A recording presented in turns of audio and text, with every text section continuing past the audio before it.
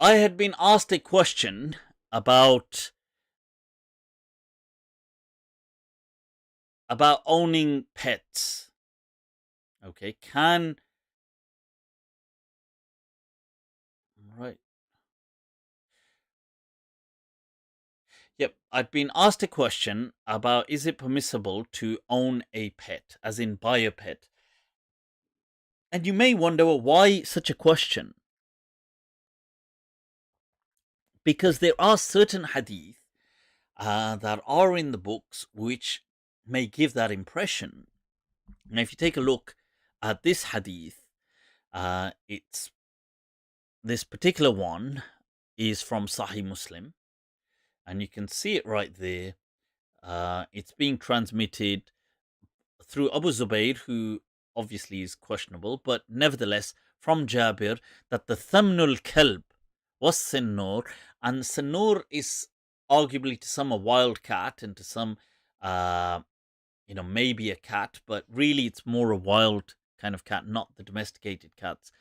That the Prophet he forbade people from getting that, and he kind of told them off, reprimanded them for it. And you've got another hadith right here of a similar nature, and there's several like this, by the way, by varying companions. And this particular one that you can see right here, it mentions that the Prophet from Rafi' ibn Khudayj, that the Prophet ﷺ said, Thamnul Kalb, that the price uh, that the money made from a dog, meaning to sell a dog, is khabith, is foul, and mahrul baghi. So the mahar, the money paid to a prostitute, but the word mahar actually means the dowry for the prostitute is khabith, is foul, and the kasbul hajjam is foul. Now the hajjam means the person who does hijama, bloodletting or cupping, which is practiced. Now, in these hadith, it appears that the Prophet is saying that these things are khabith or are, foul. So people have understood this to mean haram. Right now, I just wanted to clarify that that's not the case. This is not haram. Okay, to buy a pet is not haram.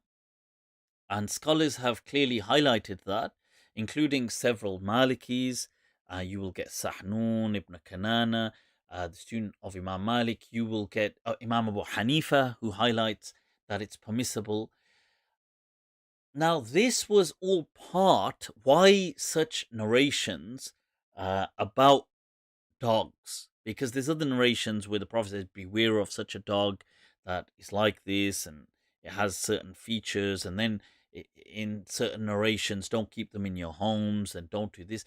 This, as I've highlighted before, was all to do with the diseases that certain pets or certain animals had, like dogs that were infected with rabies, and it became indistinguishable, and you weren't sure which dog had it and which didn't. It's not like today where people get these things tested. And these illnesses, like rabies, are incredibly fatal. So, even today, despite modern medicine, unless treated within a small window, even today it is fatal.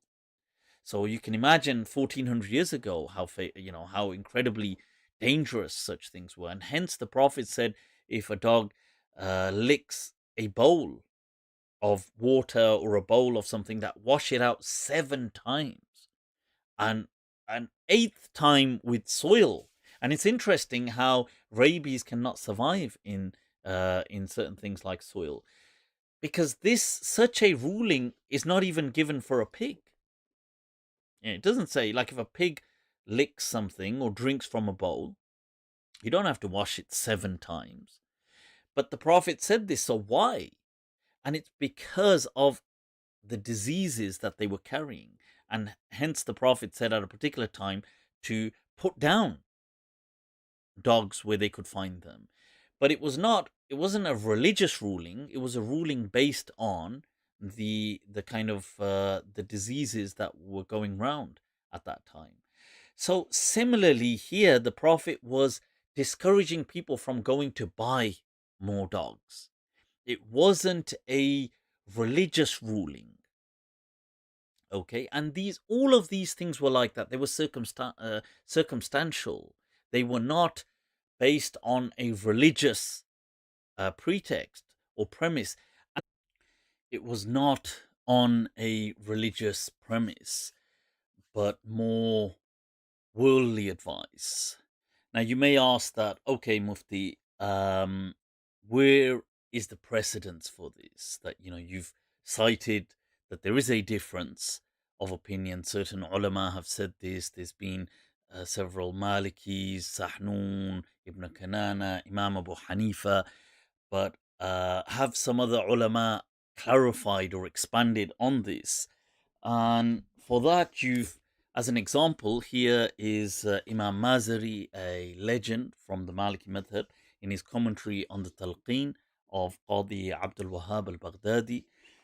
And you see in this, he will speak about um, where he's speaking about the purity of animals and things like this, and the discussion on the dog.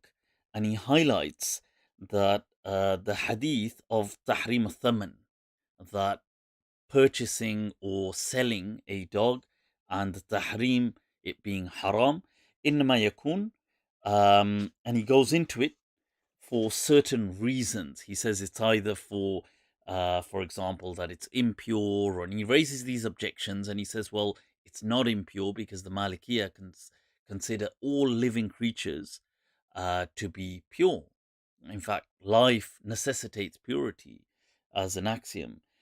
And then he says, that what he says, then why, because you've got this hadith, you're saying that it's not li'admil, it's not because it's impure. What about benefit, selling something that has no benefit? He goes, well, that's not true, because people can keep dogs for, as a guard dog or a sheep dog, or they can have benefits for it, so that's not the case.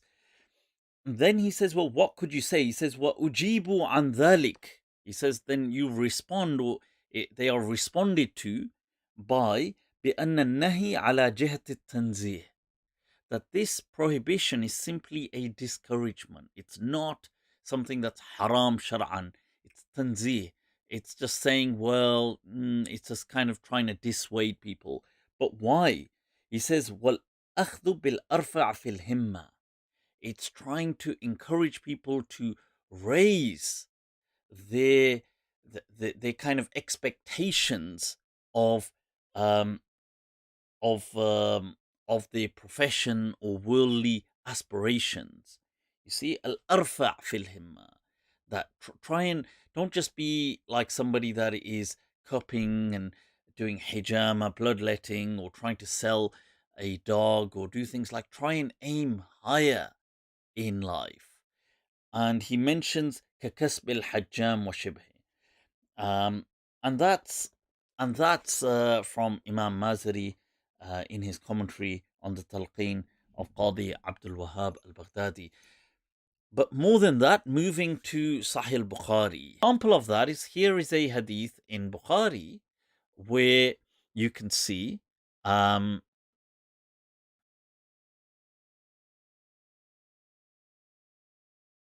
right now, that's, let me see. I'll bring it up, but there is a narration. Sorry, that was the same one. There is a narration in Bukhari that the Prophet sallallahu alaihi wasallam himself has hijama done. So he has hijama and he pays the person. So if that's, let me just see if I can bring it up to show it to you guys as well. There it is. So, nope.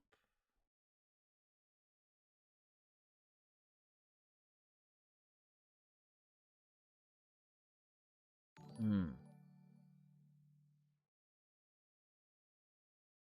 All right, there it is here. So you can see that here there is a hadith in Bukhari that the Prophet ﷺ احتجم النبي صلى الله عليه وسلم وأعطى الذي حجمه, and he paid the person who did the cupping. ولو كان حراما لم يعطيه. Now this is a hadith where Ibn Abbas is transmitting it, that if it was haram, then why would the Prophet himself have this done and himself pay the person? So it was not haram, but it was dependent, it was circumstantial and contingent upon certain factors. So yes, the Prophet did at times discourage bloodletting, cupping. Why? Especially when people were fasting or in certain periods when the community was suffering from a lack of food and sustenance, and they didn't have much crops and things like this. Now, bloodletting would just make a person, just weaken the people. And because some people felt it was a cultural thing, or, some people also associate, like a freshness and even like a good luck to it because of maybe the confidence they get. So they do it religiously. So let's say they have, cupping every week or every 2 weeks done now, or every month done. Now, if the community was suffering from malnutrition and people are already weak, but because these people out of habit are going to do it anyway, and it's going to further weaken that small society, it's situations like this that the Prophet said that kasbul hajjam is khabith. Because right now it would be foul because it would just further add to the suffering. So these rulings are based on contingencies. They are not absolutes. Okay, it is permissible to buy a pet or to sell a pet. I hope that clarifies that. And I did explain as well the ruling as explained by certain scholars. I did mention that um, Imam Abu Hanifa was also amongst those ulama. And here's a Hanafi source just to show that as well. This is Mullah Ali Al Qari from his Sharh on the Mishkat, just mentioning those ulama that said it was uh, right, that it was only the dangerous animal that was forbidden. But otherwise, Abu Hanifa does say that, look, you can benefit by buying and selling dogs. Okay, I hope that helps. Right, let's move on, people.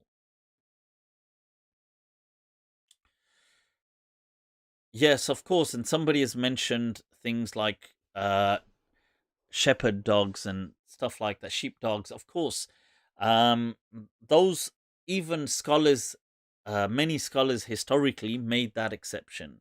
But I was saying this unrestricted, provided there are no health um, safety concerns, then it is permissible from an Islamic perspective.